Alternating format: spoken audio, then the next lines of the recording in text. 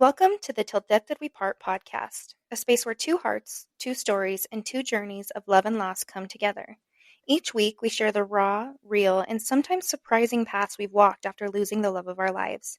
Join us, Kaylee and Kristen, as we explore the complex layers of grief, healing, and everything in between. In this podcast, we're not just surviving, we're living, loving, and finding joy in the moments that matter most.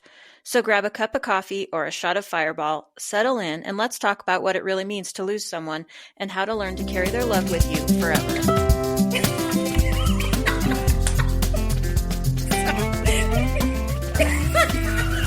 Let's just start over, Kaylee. Well, hello. Well, welcome back to the Till Death Did We Part podcast with Kaylee and Kristen. Good job, Kaylee. I'm so proud Thank of you. you. You did such a great job at that. Thanks. I'm feeling good about recording today. I don't know why. I'm excited to talk about this. Cool. That's what I got. Cool. So great. Awesome. Love that. Yeah. Tell me about Valentine's Day for you. Let's just It was talk. pretty boring. Just to update our listeners, I am single again. So I was just going to ask you. yeah. So Do you want to share? boring. Like why? Mm-hmm. Spill the tea. I know he doesn't listen, so might as well. Spill the tea. He's a great guy, and I want nothing but good things for him. But a 23-year-old who has been through no trauma just is not on the same level as me. Fair. And yeah, I felt like I was his mom more than his girlfriend a lot of the time. And I'm just not in a place in my life where I can babysit a man. I'm sorry, I just can't do it. Sorry, I want to be taken care of. I don't want to be the one taking care of somebody else. I mean, that's fair. Yeah. Wow. Okay. So yeah, Valentine's Day was boring for me. I was hungover as hell. But then my sister and I went out and we had a good time. So Excellent. I What'd don't you even do? know what I did. Oh. That's what happens when you get older. You don't remember anything. I finished that book that you want to talk about. yes. Yeah. Ugh, what a terrible way to spend your Valentine's, but also such a good way to spend your Valentine's. You really liked this book, didn't you? I did. I just, so what we want to talk about today is widowhood in media and how it's presented, and because sometimes it's pretty accurate, but most of the time it's very Not. gimmicky, very like it's just not relatable. And obviously, like just like with every story that we have with people that come on here, all of our stories are different, and so we all respond differently and grieve differently and heal differently. So other things are going to resonate with other people more than like it's not for everybody.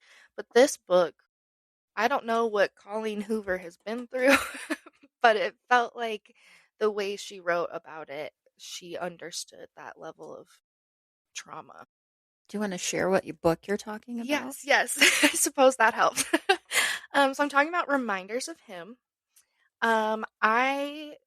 It's about to be a movie, or it's a movie that's about to come out. And the trailer came on while I was watching TV one day, and there's a line in the book and in the movie where someone says to the grieving girl, "Are you going to live in your sadness or are you going to die in it?" And that line just sorry, my dogs are going crazy.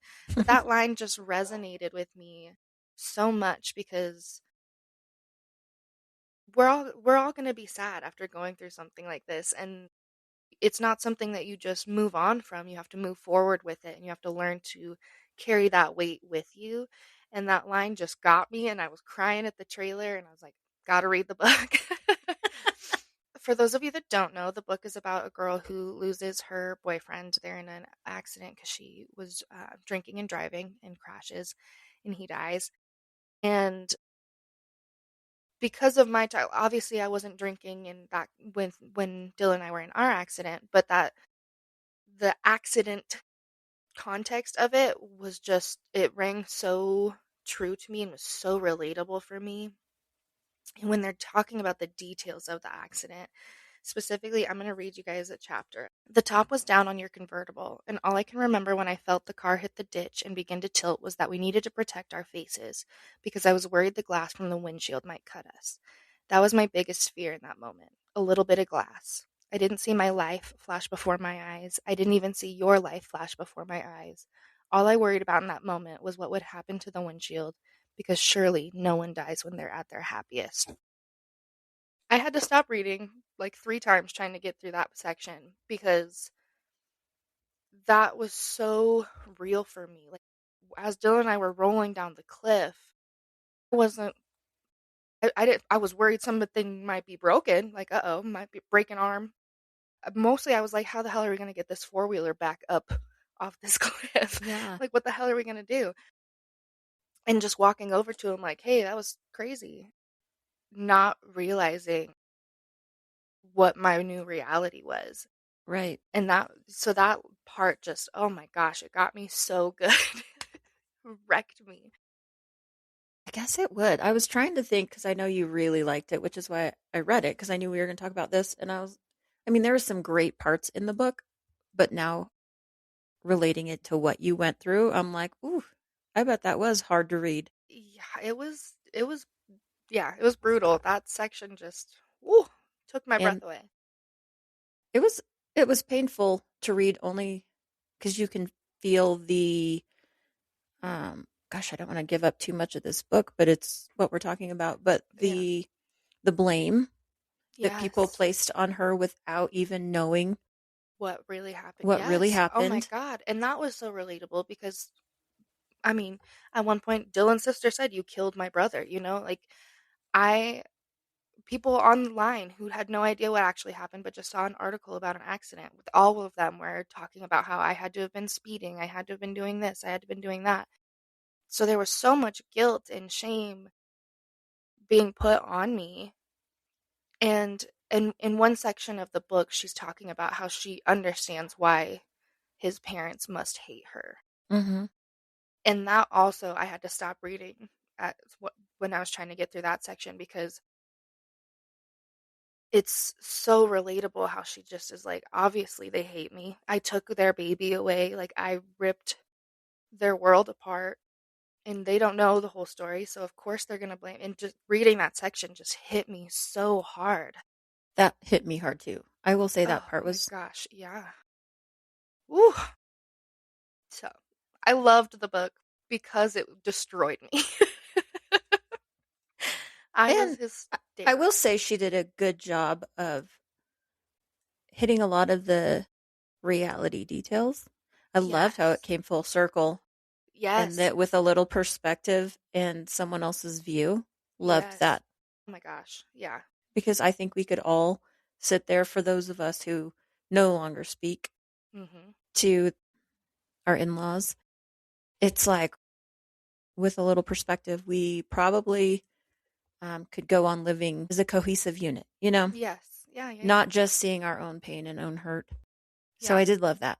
The book was, Me I mean, too. it was really well written, I will say. But boy, I bet it was hard for you. Oh. Now looking back at the details, whoo. Yeah. Yeah.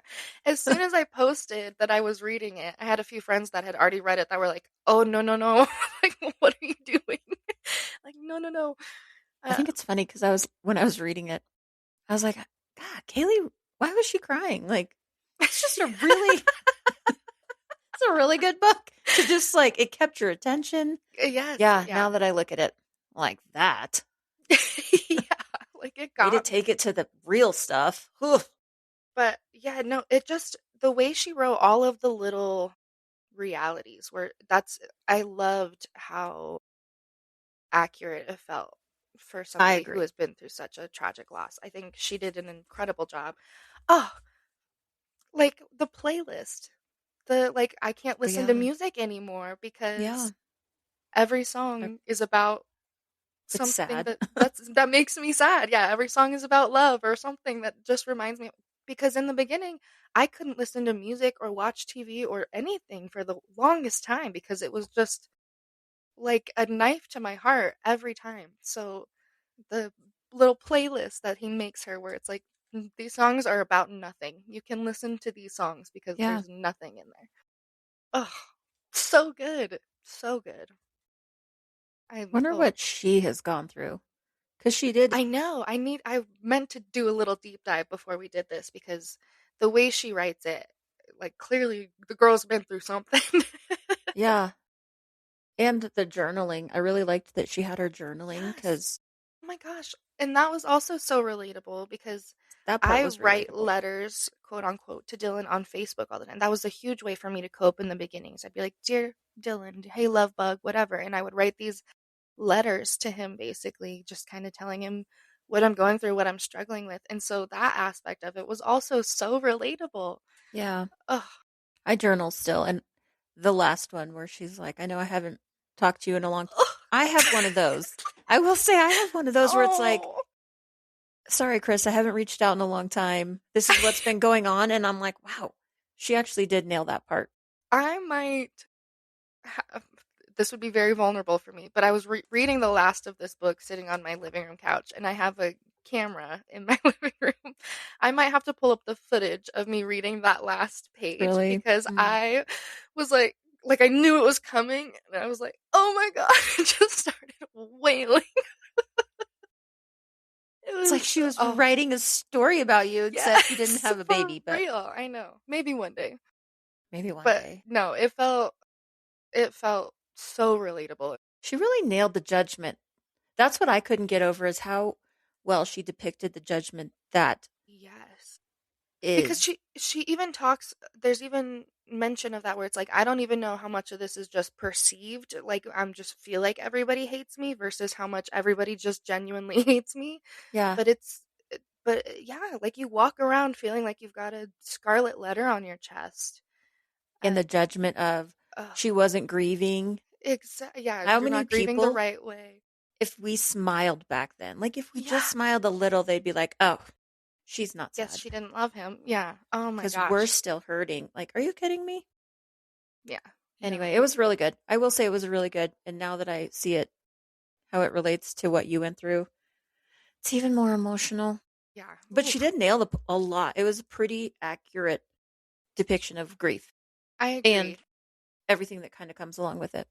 I agree. I think that she did a really good job of honoring everybody's perspective in the story and their relation to it. Like, I think she did a really good job of honoring what that reality Hmm. looks like. So, And yeah. it was a happy ending. Ugh, Yes. Oh, wouldn't that be great if that's how it worked out for all of us? fingers crossed, man. Maybe I should send some journal entries off. Yeah, no kidding. It was it was really good of how, I mean, I don't know what she's gone through. We just said, but she did a good job of making you feel like you were there, like you are that person. Yeah. Yeah. Like, it's just those little things that you don't know unless you've been through something like that, that those little things are so prominent and stand out. And the way she writes it And just makes it feel so real. what's his name? Ledger? Hmm. Yeah, hot. Hi. Oh I my can gosh. just picture Yes. how beautiful he is. So I just could not hype this book up enough. You guys, I cried, I laughed, I orgasmed. It was it was everything a book about post-loss should be. There's some hot sex scenes, like give it to me. It Ah, was yeah. beautiful. It was so good. It was good. Yeah. You Anyways, I'm feel I'm it ready for the all. movie to come out. I I'm am too. I hope that the movie does the book justice. Do you ever feel like the movies do books No. justice? I don't either. No. So I'm nervous, but I'm excited. I'm hoping that it's still really good, even though, again, like you don't. The thing about movies versus books is with the books, you get to know like the thoughts that she's having and you get to like sit in her head with her. Whereas in a movie, it's much harder to represent those things. Well, in a movie, they're guiding you of what they want you to Exactly. feel, see, you know? Yeah. So we'll see. We'll see. We'll have to update after the movie comes out. After you read the book, did it suck you back into some grief? Did it take you back there? Like, were you playing that day over and over? Or It were you did able to read it as I and was move on? Exactly. Yeah, as I was reading it, it definitely, especially reading her retelling the story of what actually happened, that got me pretty good. And I had to I'm usually I'm a binge reader too. Like I will sit and I will read a whole book within a day or two. Because once I start, I just want to keep going. But I had to stop, and I waited like a day and a half before I could open it back up again, because it reading those little details that were just so relatable to my own accident, where it was a little heavy for me and a little much. And there were definitely, I think, honestly, I think it just made me feel closer to him again. Like it was almost like a refresher on like those letters and stuff that I used to write so much more frequently that I don't as much anymore. But yeah, I once I finished it, it wasn't like I was stuck in the grief. I was very, and I maybe that's because of how well she writes the ending, and that hope and joy that it gives you at the end. Um, because I just I felt heard and content after reading it. I didn't get stuck, which was surprising because I was a little worried about it for a minute there. Yeah, I will say it was hard. I think the hardest part about that book was when they were like, "You, she left him to die to save herself," Hmm. and I'm like, "What?" And then Yeah, to how they wrapped it up at the end, and I was like, "That's the whole perspective thing." Like, yeah, yeah, you can think what you want because everybody needs to throw a blame out there to, I don't know, it's like a way of conquering grief. I don't know. But when you actually get what really happened, yeah. And understanding, like when Ledger's like, would Scotty be mad at us for the way that we've rejected her and shut her yes. out? Like that reminded me of a conversation that I've had with Dylan's younger brother, who was like, Dylan would want me to be here and protect you and love you because he loved you with his whole heart. Mm-hmm. And that's not how his whole family treated the situation Right. by any means. So having that one voice that's like, no, Dylan loved you. So that's what I'm going to continue to do to Yeah. honor him. It was an Um, accident, and yeah, accidents happen.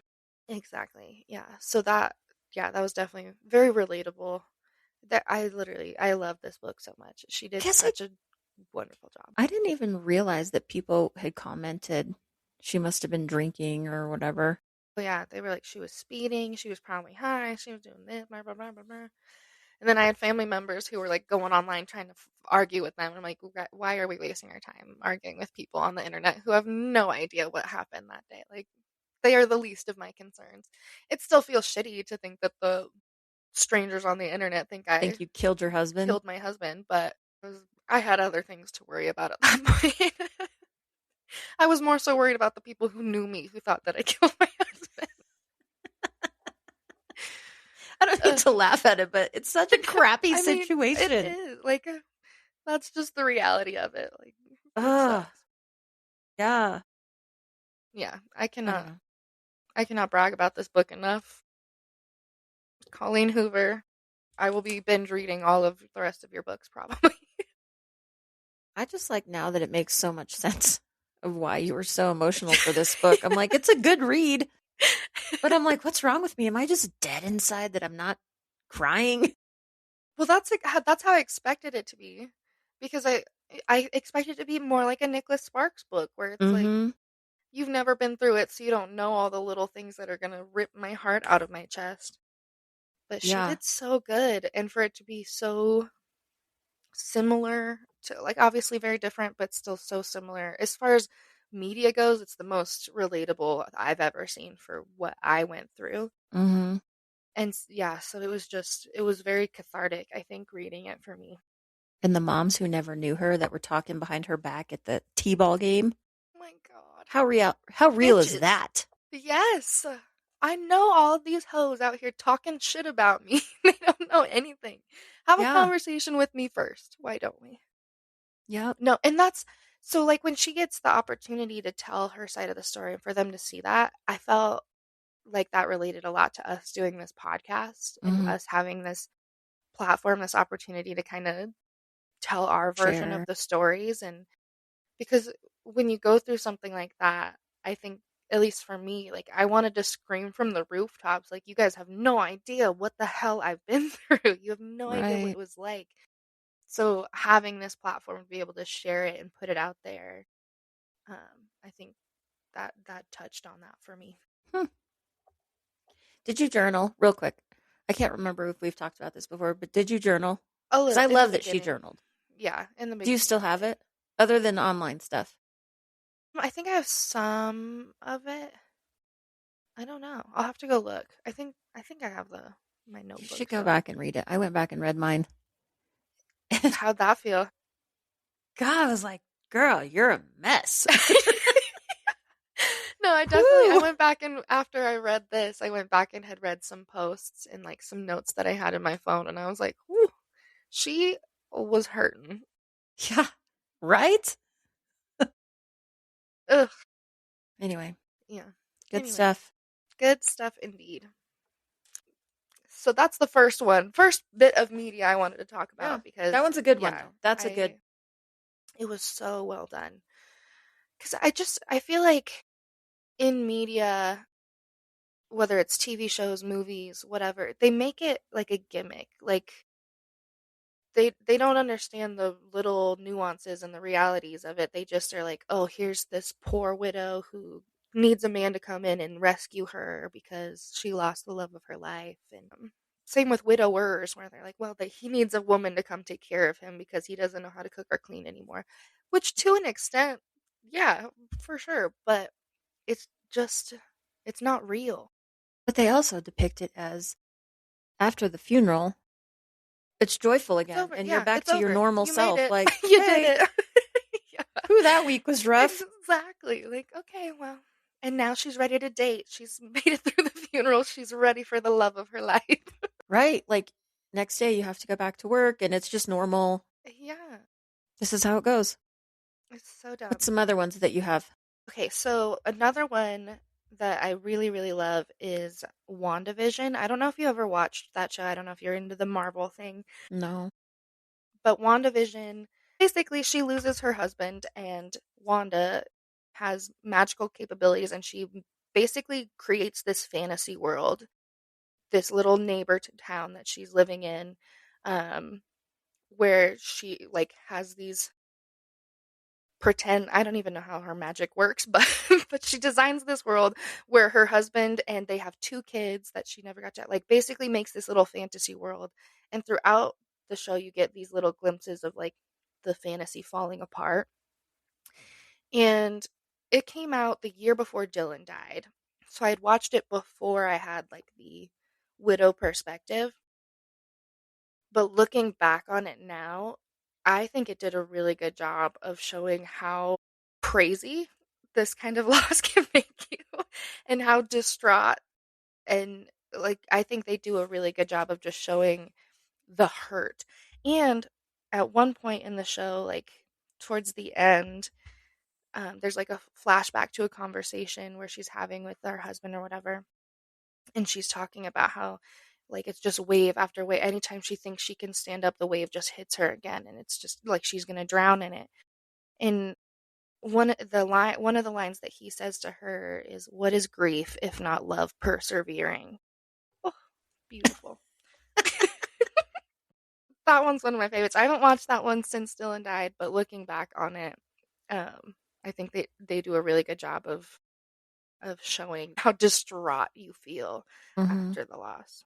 Yeah. One that's been recommended to me, and every time I looked up like widowhood in media or anything like that, one of the biggest, most popular shows that shows up is Afterlife. I don't know if you've ever heard of Afterlife. I have not. It is a British show with Ricky Gervais. And Ricky Gervais's wife dies of cancer.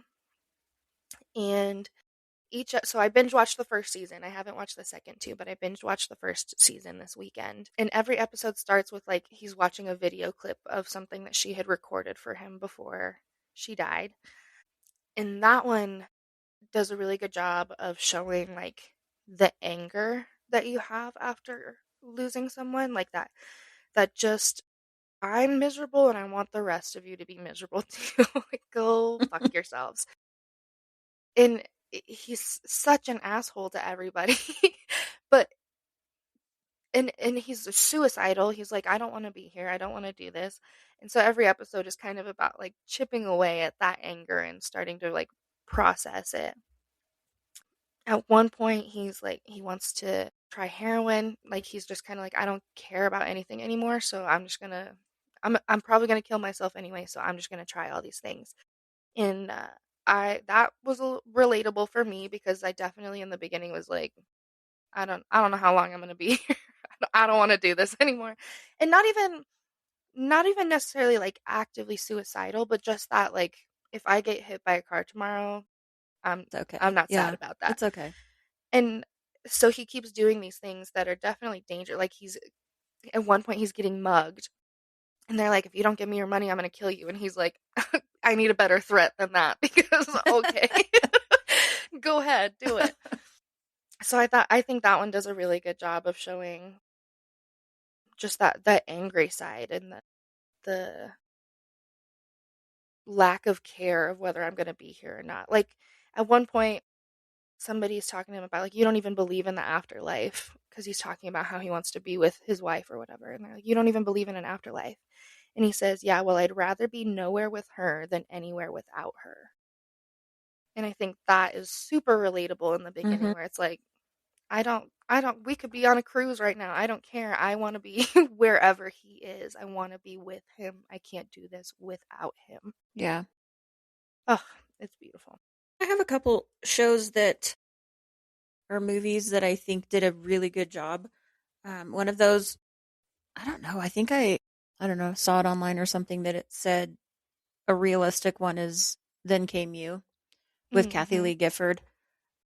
I don't know, and maybe that one was so relatable and like you could feel her loneliness because she is a widow. Like she had Yeah. truly in real life lost her husband. But that one's just about a lady who was married, lost her husband after I think like 30 years. She ends up selling her house and deciding to travel. And she takes his ashes with her on the trip, Ugh, I which love is that. like I've said that before of Chris and I always wanted to travel. So maybe I'll just take his ashes with me. So Yeah. that one was super relatable and you can just feel her loneliness in it. But it's actually about like finding love again because on her travels, one of the places she stayed in, I think Scotland or something like that. She ended up finding love again, and it was really a beautiful. And you could kind of you felt it, like you felt how lonely she was instead of the I don't know the acting that you're like that's not how it is. Yeah. You're not doing it right. You're not. What is this? Do better. So that one was a really good one. I enjoyed that one. And I've told you before, we were talking about it earlier. Like everybody knows that I'm a Grey's Anatomy fan. I Yeah, yeah, binged yeah. watched it for years, I think. It's the only thing I could watch after Chris Mhm. died, but I had to always have something on because I couldn't have it be quiet. So it was just like Yeah. over and over. And when I got back from Bon Air, the scene was where Derek had died. And I felt like Meredith, they allowed her to show for a good year. Like they had her leave and Yeah. just be on her own. But it was like a year before she came back and started getting in the swing of things. And to me, that was more of a reality because you could see on her face too, just the emptiness. Like she Yes. was functioning as a mom, but she was empty and she didn't want to take phone calls from her people. Yeah. She just wanted to be alone.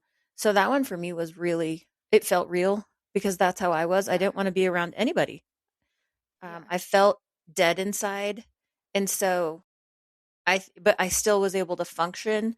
Yeah. So I think they did a really good job and to allow it to be so long, like a year before she went back to work or Yes. whatever.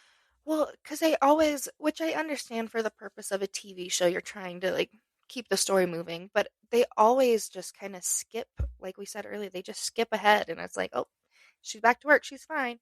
And they'll talk about, like, flashbacks, whatever, here and there, but they don't very often let it be a whole season worth of, "I'm grieving, and I'm not just bouncing back." Yeah.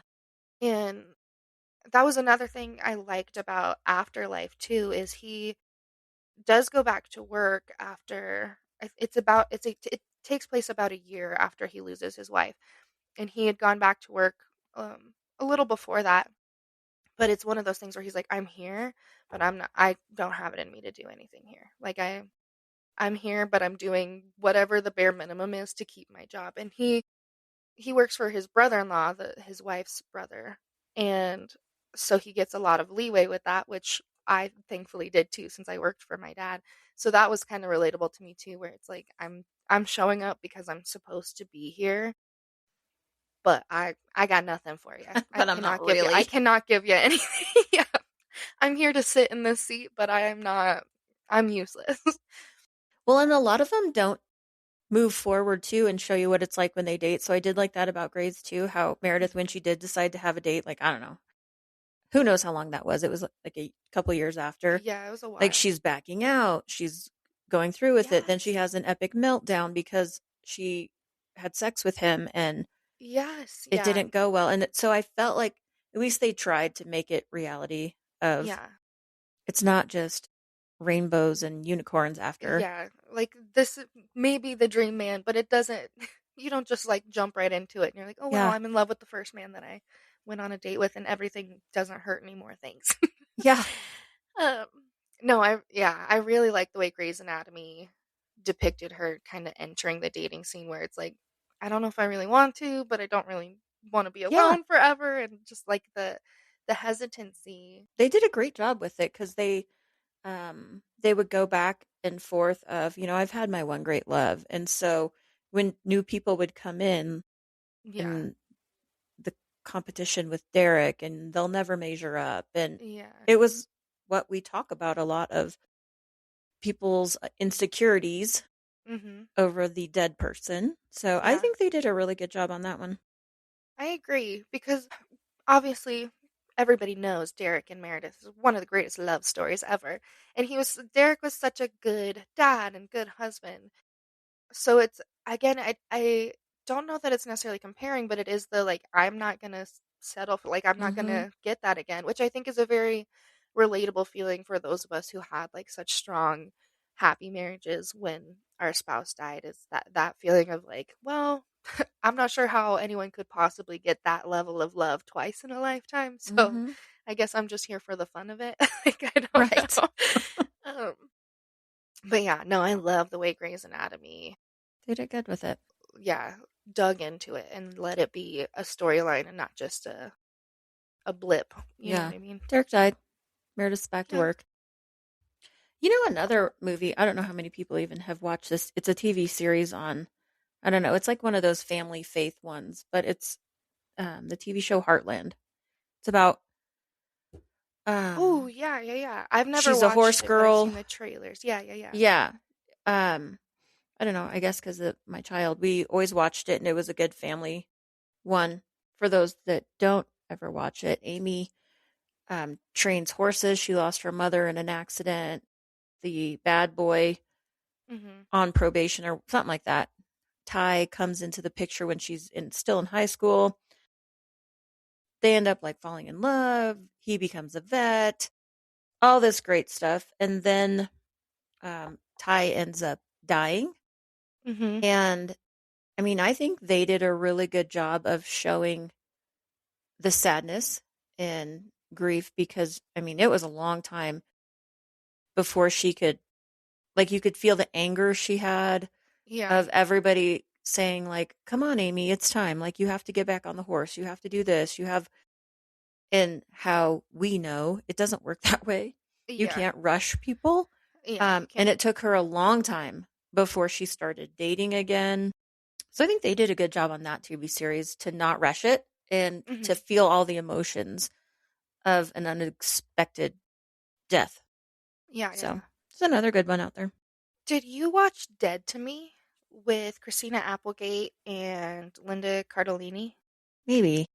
So, l- spoiler alert. Linda, we you find out later on. Linda's character hits Christina Applegate's husband with her car, leaves him to die. Christina Applegate, it like the show starts with her going to like a grief group and meeting this girl, and it's so sick and twisted and all weird. But I did not feel. like that one was super accurate as far as like what widowhood and like that sudden loss feels like. Mm-hmm. They they touched a little bit on the like anger and the like leave me the hell alone, but she moves on real quick. She like the story is definitely more so about the girl's friendship than it is about Christina grieving. And it yeah, I felt like it was a very cheesy representation of what loss looks like, and not very true to the action, not very true to True to grief. the actual crazy that we go through. Exactly. The movie Ghost, that's like an iconic That with Demi is Moore yeah, yeah, and yeah. Patrick Swayze. Yeah. So I've never seen that one. I've seen clips from it, but I've I never forgot watched you're a Ghost. youngin'. I just watched Yeah. it recently. I don't know. I'm sure it was really good for back in the day. Yeah. Um, and I will say, like, we've, I know I've had those moments where you feel like their presence near you Yeah, yeah. and staying like tucked away. And I don't know. Yeah, it was another one. Yeah. I feel like that one also too kind of like romanticizes the idea of like the fantasy world. Like, oh, I can They're just coming back to protect you from a dangerous exactly. Yeah, situation. yeah. Yeah. Which is something that we all want and long for, obviously, but and hope for. And depending on your beliefs, maybe you think that's happening. But Romanticizing. I mean, like my two hearts at the driveway yesterday. I can't believe we didn't even talk about that at the beginning of the episode. I know. I That have was the crazy. I have the weirdest signs that happen. And I don't even know if that was just an accident from somebody. I can't figure out how somebody would get their car to make heart shapes like that. No, I don't And understand because where those were definitely tire tracks. yeah, but they Those are didn't come from definitely anywhere. For those of you listening, I got up yesterday, Valentine's Day, went out to my car to leave, and at the end of my driveway I had two hearts made from tire tracks.